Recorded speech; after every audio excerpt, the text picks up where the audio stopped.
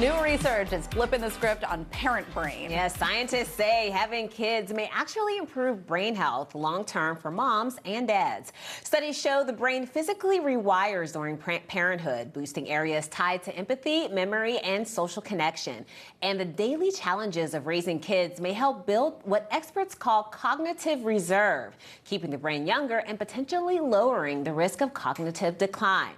So while parenting can be exhausting, it could also be giving your brain a lifelong boost. Emphasis on the exhausting part. And as you know, parenting doesn't come with an instruction manual, but these days it can feel like it does come with a GPS tracker. Yeah, from constant check-ins to solving every problem before our kids have the chance, many parents admit they're hovering more than they like to. But is there a better way? Journalist Meg St-Esprit has been exploring the rise of helicopter parenting and the surprising benefits of giving kids a little more independence. She joins us now with what every parent should know. This is something that you've actually written a couple articles about. Yeah, so at Scary Mommy, we did a helicopter parenting week. So I wrote an essay to start the week, and then throughout the week there was a lot of essays by other parents, polls, social media feedback, and we ended the week with a reported essay with a great expert, Dr. Emily Edlin.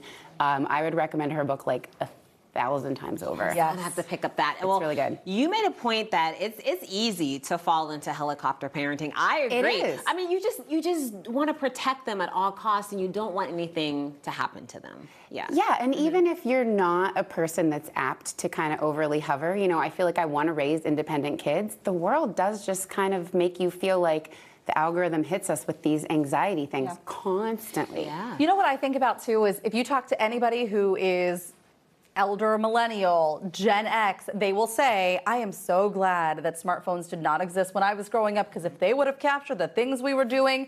So we know that kids are getting into things, and now we do have smartphones that are capturing it. So there is this added layer of, we want to make sure that they are doing the right things all the time, because we live in surveillance society now.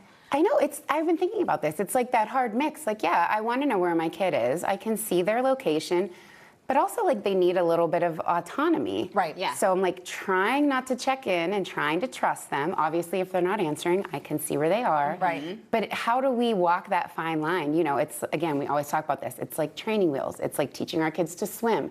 Everything has to have steps, but it can feel today like we're nervous to give them the next step. Yeah, let's just say you're one of those helicopter parents. Honestly, I'm trying not to be. Yeah. But what's one of the biggest risks for kids if you are?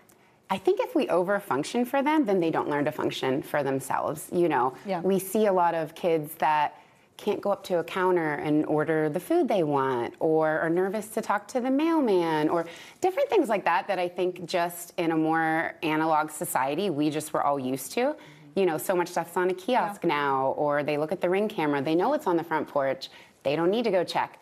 And so it's just kind of pushing them to have those interactions that they need. Well, and it's also kind of stepping away from our own fears in Yes. parenting. So Oh my yes, gosh. part of it is making sure that our kids are learning, but it's also, we need to step away from being so anxious about everything. Absolutely, and the things that the internet tells us to worry about, like kidnapping, strangers in Walmart, are like almost zero risk. But the things like teaching your kids how to cross the street safely, teaching them how to find a grown-up in an emergency, like those types of things build resilience versus kind of that fear-based parenting, and it's so hard. Like, it's anxiety. It is producing. It is.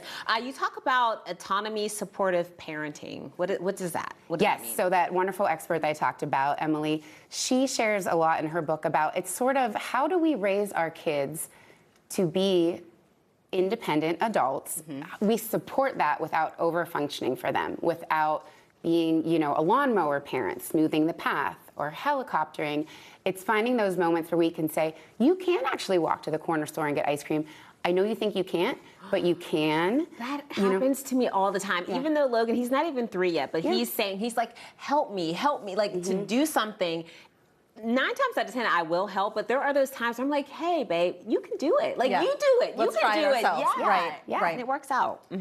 Yeah, I think there's so much to be learned from this. And so you guys did a whole week on this. We did. You had a couple articles on it. Again, I loved reading your standpoint in all of this and Thank you. what we should be afraid of versus what is like put in our head.